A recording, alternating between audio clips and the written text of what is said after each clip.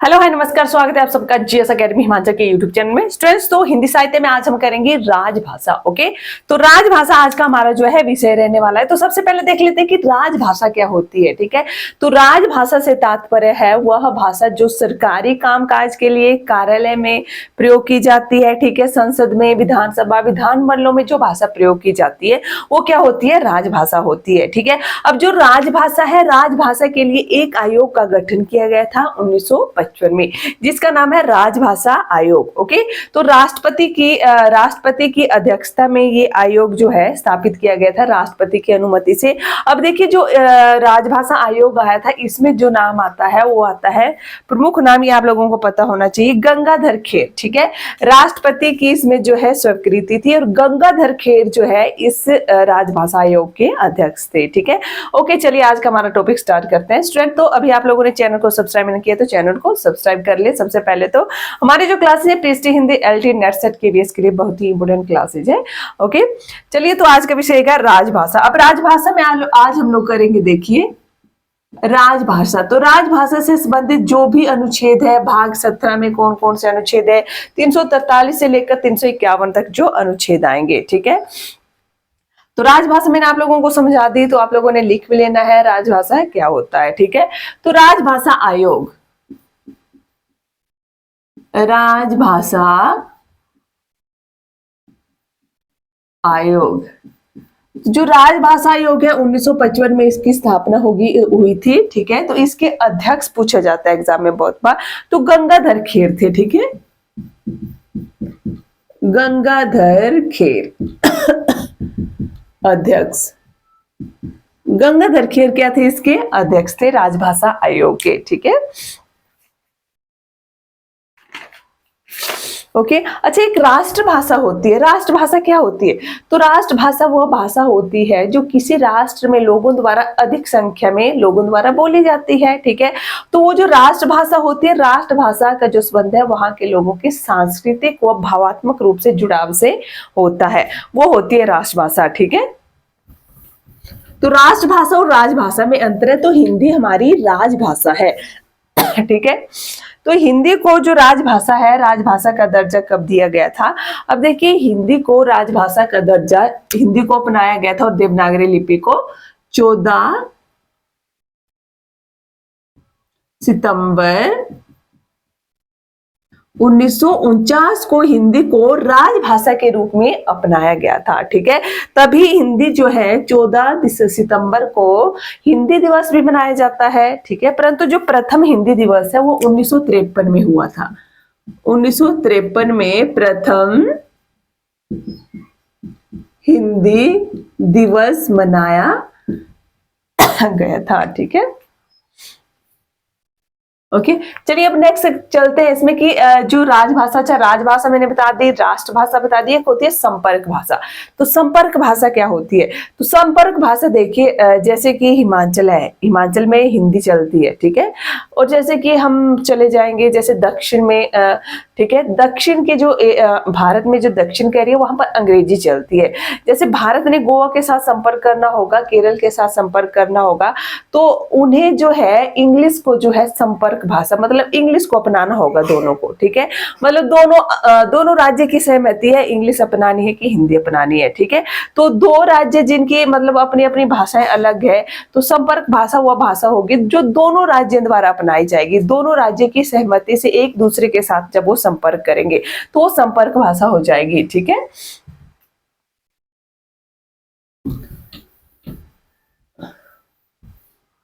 Okay, तो अब देखिए, जो राजभाषा का जो प्रावधान है इसके लिए हमें सबसे पहले देखेंगे कि कौन कौन से भाग है।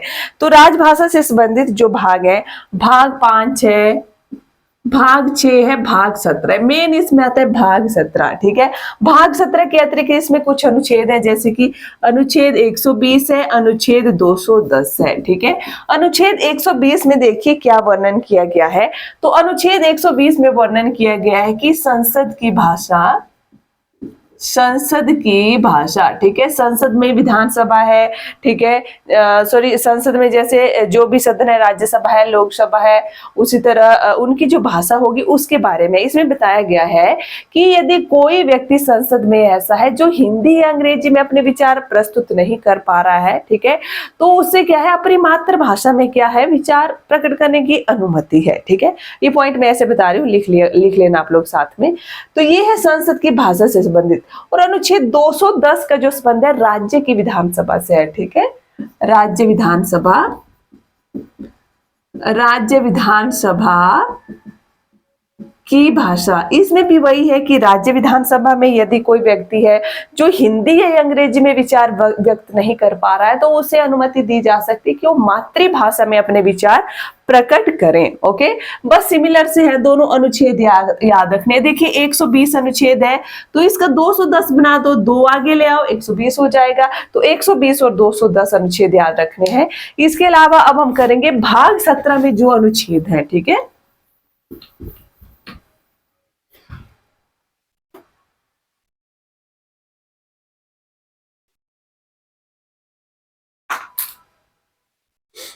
ओके, अब देखिए सबसे पहले जो राजभाषा से संबंधित अनुच्छेद हम करेंगे, अनुच्छेद 343 से लेकर 351 तक, ठीक है।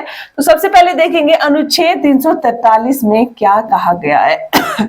ओके, तो यहाँ पर जो अनुच्छेद है, यहाँ से भी क्वेश्चन एग्जाम में आते ही आते हैं, तो सारे अनुच्छेद आप लोगों को पता होने चाहिए कि किस अनुच्छेद में क्या है। मैं बहुत ही सिंपल वे में आप लोगों को करवाऊंगी, लंबा चौड़ा आप लोगों को समझने की, मतलब आपको समझ आनी चाहिए। ज्यादा लंबा चौड़ा एक ही चीज को, जिसको मैं एक लाइन में बता दूंगी, वो 10 लाइनों में किसी बुक में आपको मिलेगा। पर मेन बात ये कि आपको समझ आना चाहिए कि कौन सा अनुच्छेद किससे संबंधित है, ठीक है। तो अनुच्छेद 343 में देखिए क्या कहा गया है। तो अनुच्छेद 343 में जो संविधान की जो भाषा है देवनागरी लिपि से ये संबंधित है, ठीक है। इसमें बताया गया है कि संघ की राजभाषा हिंदी व लिपि देवनागरी होगी। ओके, और इसमें देखिए और क्या क्या बताया गया है। अभी इसमें देखिए और क्या क्या बताया गया है। इसमें जो भारतीय अंक होंगे, इसमें जो प्रयोग किया गया उसमें अंतरराष्ट्रीयता का इसमें वर्णन किया गया है, ठीक है। तो ये बात भी लिख लेंगे।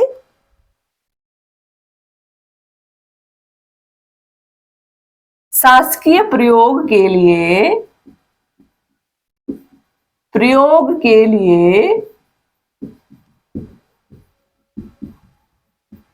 भारतीय अंकों का अंतरराष्ट्रीय स्वरूप, भारतीय अंकों का अंतरराष्ट्रीय स्वरूप, ठीक है। ये बात इन्होंने कही है। अब देखिए एक बात इसमें और कही गई है कि संविधान के लागू होने के 15 वर्षों तक, ठीक है, ठीक है, तो 15 वर्षों तक क्या किया जाएगा, शासकीय प्रयोजन के लिए अंग्रेजी का प्रयोग। 15 वर्षों तक संविधान के लागू होने से, ये पॉइंट लिख लो, संविधान के लागू होने से 15 वर्षों तक जो है शासकीय प्रयोजन के लिए अंग्रेजी का प्रयोग, अंग्रेजी का प्रयोग, ठीक है। मतलब 1965 तक जो है इन्होंने अंग्रेजी के प्रयोग की बात की थी। उसके बाद इन्होंने बोल दिया था कि हम जो है हिंदी को अपना लेंगे, ठीक है। अब देखिए इसमें क्या हुआ, 1965 में जब बात आई हिंदी को अपनाने की, तो जो दक्षिण के जो राज्य हैं, ठीक है, भारत में, उन्होंने विरोध कर दिया हिंदी अपनाने में, ठीक है। उन्होंने आंदोलन ही खड़ा कर दिया भाई कि हम तो अंग्रेजी को मानते हैं, ठीक है, हम हिंदी को कैसे अपनाएं। तो क्या हो गया, यहाँ पर एक मतभेद उत्पन्न हो गया, ठीक है। तो उसमें फिर देखिए 1965 में जो मतभेद हुआ उसमें देखिए क्या कहा गया, उसमें कहा हिंदी को जो है, जो हिंदी को है उसको शासकीय कार्यों में तभी प्रयोग में लाया जाएगा जब भारत के पूरे राज्य जो है हिंदी को अपनाने में सहमत होंगे, ठीक है। अगर पूरे राज्य में कोई एक राज्य भी मना कर देता है ना हिंदी को अपनाने से, तो वो नहीं अपनाया जाएगा, ठीक है। तो इसी तरह से अभी वाद विवाद ही चला हुआ है इस बात पर। ओके, तो अनुच्छेद जो 343 समझ आ गया आप लोगों को। उसके बाद है अनुच्छेद 344। ओके, तो अनुच्छेद 344 में क्या कहा गया है, इसमें कहा गया है कि एक राजभाषा आयोग का गठन होगा, राजभाषा आयोग का गठन होगा, ठीक है, राष्ट्रपति की सलाह पर या राष्ट्रपति द्वारा एक राजभाषा आयोग का गठन किया जाएगा, ठीक है। इसमें राष्ट्रभाषा से संबंधित समितियों का भी वर्णन किया गया है। मतलब मेन आपको याद रखना है 344 जो है राजभाषा आयोग के गठन से संबंधित है ये, ठीक है। नेक्स्ट है अनुच्छेद 345। तो अनुच्छेद 345 में क्या कहा गया है, तो इसमें कहा गया है ये है प्रादेशिक भाषाओं से संबंधित, ठीक है, प्रादेशिक भाषाओं से संबंधित, ठीक है। अब देखिए जैसे इसमें जो प्रादेशिक भाषाएं आ रही है ना, मतलब प्रदेश की कोई भी भाषा नहीं, प्रादेशिक भाषाएं जो मतलब वहां के कामकाज के लिए कार्यालय में जो प्रयोग की जा रही है उससे संबंधित, ठीक है। वहां पर जो भी विधानसभा है या वहां पर जो भी सदन है ना, उन सदनों के द्वारा जो भी भाषा प्रयोग की जा रही है उससे संबंधित है ये, ठीक है, प्रादेशिक भाषा। इसमें कहा गया है कि कोई राज्य चाहे तो हिंदी को अपना सकता है, अंग्रेजी को भी अपना सकता है, ठीक है। तो ये राज्य पर निर्भर करता है कि उन्होंने अपने प्रदेश के लिए कौन सी भाषा अपनानी है। अनुच्छेद 346 में देखिए क्या है, अनुच्छेद 346 में देखिए क्या कहा गया है, तो ये है पत्राचार की भाषा, पत्राचार की भाषा, ओके।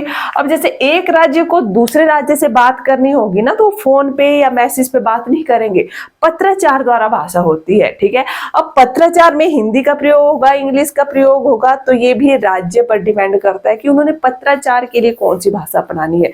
वो चाहे तो हिंदी को अपना सकते हैं, वो चाहे तो अंग्रेजी को अपना सकते हैं, ठीक है।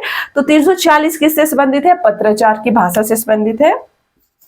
नेक्स्ट है 347। अब 347 जो है इसका संबंध किससे है, देखिए अब 347 का संबंध जो है 347 में बताया गया है कि इसमें जो है ये जो संबंधित है ना, ये है जनसंख्या के आधार पर कोई राज्य चाहे तो वह जो है अपने राज्य में दूसरी भाषा की मांग कर सकता है, ठीक है, दूसरी भाषा राज्य में अपना सकता है जनसंख्या के आधार पर, इसमें बताया गया है, ठीक है।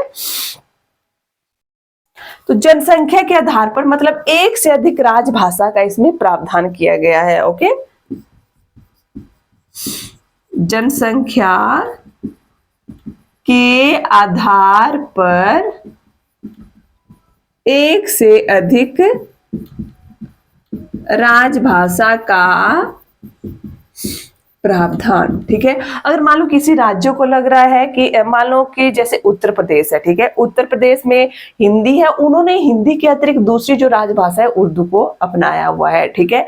जैसे कि वहां की जनसंख्या को लगा कि जनसंख्या के आधार पर यहाँ पर बहुत सारे लोग हैं, इसलिए दूसरी जो भाषा है उसको क्या करना है, अपनाना है, तो वो खुद ही नहीं अपना लेंगे इसको, तो इसके लिए भी मतलब एक प्रोसेस होगा, जैसे राष्ट्रपति की अनुमति लेनी पड़ेगी, ठीक है। राष्ट्रपति भी मतलब अनुमति सीधे नहीं दे देगा, उसके लिए भी कोई स्टेप होंगे, पर वो चीजें आपको देखने की जरूरत नहीं है। बस इसमें ये बोला गया है कि जनसंख्या के आधार पर एक से अधिक राजभाषाओं का प्रावधान, पर इसमें जो राष्ट्रपति की अनुमति अनिवार्य है, ठीक है, राष्ट्रपति की अनुमति इसमें अनिवार्य है।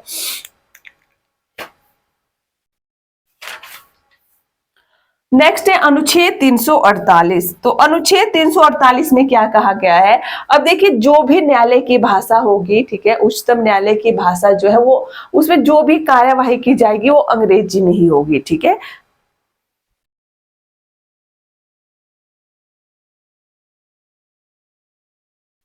उच्चतम न्यायालय व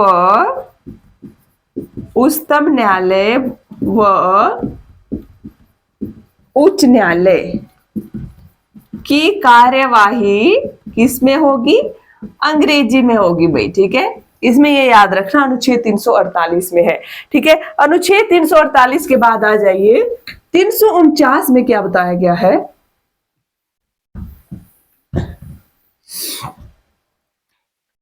349 में देखिए क्या बताया गया है। अब देखिए जो राजभाषा आयोग का गठन हुआ था, ठीक है, तो राजभाषा के आयोग के गठन से संबंधित जो प्रावधान है वो किस अनुच्छेद में था, 344 में था, ठीक है। तो इसमें बताया गया है कि 49 जो अनुच्छेद है कि जो भी राजभाषा से संबंधित आयोग है, अगर उसमें कुछ भी सुधार वगैरह करना होगा तो वो किया जा सकता है, परंतु राष्ट्रपति की अनुमति से। ठीक है,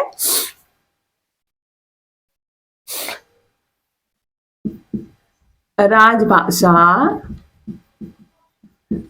आयोग के संशोधन का वर्णन इसमें किया गया है। ठीक है, अब देखिए जिस तरह से पढ़ा रही हूँ ना, मतलब बहुत ही आसान है, इसमें उस तरह से याद रखना आप लोग। ठीक है, आप ज्यादा मतलब लंबा चौड़ा 5-10 लाइनों वाला पढ़ेंगे ना, वो कंफ्यूजन क्रिएट करता है। ठीक है, सिर्फ एक लाइन में पूछा जाता है आप लोगों से, इसी तरह से पूछा जाएगा। ठीक है, अब 349 के बाद आता है 350। तो जो 350 अनुच्छेद है वो भाषाई आधार, तो सॉरी भाषा नहीं, ये है अल्पसंख्यकों से संबंधित। ठीक है, भाषाई आधार पर ही अल्पसंख्यक है, भाषाई आधार पर अल्पसंख्यकों से संबंधित अनुच्छेद है ये। ठीक है, अब इसमें क्या बताया गया कि अब देखिए भाषाई आधार पर जो अल्पसंख्यक लोग हैं, मतलब कोई है जो अल्प है, मान लो उनको अंग्रेजी नहीं आती, हिंदी नहीं आती, कोई भाषाई आधार पर अल्पसंख्यक है। ठीक है, तो इसके लिए क्या किया जाएगा, एक अधिकारी की नियुक्ति होगी, एक अधिकारी की नियुक्ति की जाएगी और ये अधिकारी जो है इनके जो भी अधिकार है उनकी रक्षा करेगा। ठीक है, इनके संबंधित जो भी अधिकार वगैरह होंगे इनके हितों की रक्षा करेगा वो अधिकारी। ठीक है, और साथ में इसमें बताया गया है कि मातृभाषा में भाषाई आधार पर अल्पसंख्यकों को प्राथमिक शिक्षा दी जाएगी। ठीक है, मातृभाषा में शिक्षा का प्रावधान, कैसी शिक्षा, जो प्राथमिक शिक्षा है। ठीक है, प्राथमिक शिक्षा का प्रावधान। अब 351 में क्या है, तो अनुच्छेद 351 में देखिए क्या बताया गया, ये संबंधित है हिंदी के प्रचार और प्रसार से। ठीक है, तो इसमें बताया गया है, देखिए क्या बताया गया है, इसमें बताया गया है कि संघ का यह कर्तव्य है कि वो हिंदी के प्रचार व प्रसार के लिए कार्य करे। संघ का यह कर्तव्य है कि वह हिंदी के प्रचार व प्रसार के लिए कार्य करे। ठीक है, चलिए एक क्विक रिवीजन कर लेते हैं अभी फटाफट से। आप लोग कमेंट बॉक्स में भी डालते चलेंगे कि कौन सा अनुच्छेद किससे संबंधित है। ठीक है, अनुच्छेद से क्वेश्चन आते हैं एग्जाम में बहुत बार, क्या मतलब पूछे ही जाते हैं एग्जाम में। ठीक है, क्योंकि राजभाषा से संबंधित है ये। ओके, अच्छा आप लोग बताइए, चलिए देवनागरी लिपि, ठीक है, राजभाषा हिंदी को देवनागरी लिपि को किस अनुच्छेद में अपनाया गया था, तो कौन सा अनुच्छेद है, 343। ठीक है, आगे पीछे अनुच्छेद पूछती हूँ। अब एक इस तरह से क्वेश्चन आता है जैसे कि उच्चतम न्यायालय व न्यायालयों से संबंधित अनुच्छेद कौन सा है, राजभाषा से संबंधित, तो अनुच्छेद कौन सा था वो जिसमें बताया गया था उच्चतम न्यायालय और न्यायालय, अनुच्छेद 348 था। ठीक है, हिंदी के प्रचार व प्रसार की बात किस अनुच्छेद में कही गई है, हिंदी के प्रचार व प्रसार की बात अनुच्छेद 351 में कही गई है। ठीक है, अच्छा एक क्वेश्चन इस तरह से पूछा गया था एग्जाम में कि भाषाई आधार, इसमें पूछा गया था कि अल्पसंख्यकों के हितों के लिए एक अधिकारी की नियुक्ति का वर्णन किस अनुच्छेद में किया गया है, तो किस में किया गया था, अनुच्छेद 350 में किया गया था। ठीक है, ओके, तो प्रादेशिक भाषा एक पूछा जाता है इस तरह से, है ना, तो प्रादेशिक भाषा से संबंधित अनुच्छेद कौन सा है, तो कौन सा अनुच्छेद हो जाएगा प्रादेशिक भाषा से संबंधित, तो प्रादेशिक भाषा से जो संबंधित अनुच्छेद है 345 है। ओके, अच्छा पत्राचार की भाषा से संबंधित अनुच्छेद कौन है, तो प्रादेशिक भाषा के साथ ही अगला जो अनुच्छेद है 346। 346 ये क्या है, पत्राचार से संबंधित है। ओके, तो 347 अनुच्छेद का संबंध किससे है, उसमें क्या वर्णन किया गया है, तो 347 में क्या है, इसमें बताया गया है कि जनसंख्या के आधार पर कोई राज्य चाहे तो वो एक से अधिक जो है राजभाषाओं की जो है मांग कर सकता है राष्ट्रपति की अनुमति से। ठीक है, तो इस तरह देखिए यहाँ पर अनुच्छेद हो गए जो भी राजभाषा से संबंधित है। ठीक है, तो जो भी देवनागरी लिपि वगैरह है वो भी हम लोगों ने कर ली है स्टूडेंट्स। तो आज यहाँ पर भाषा ज्ञान हमारा खत्म हो जाता है स्टूडेंट। आज की क्लास को भी मैं यही एंड कर रही हूँ। आई होप आप लोगों को वीडियो अच्छी लगी होगी। वीडियो अच्छी लगी होगी तो लाइक करें, शेयर करें, चैनल में नए हो तो चैनल को सब्सक्राइब करें। Thank you.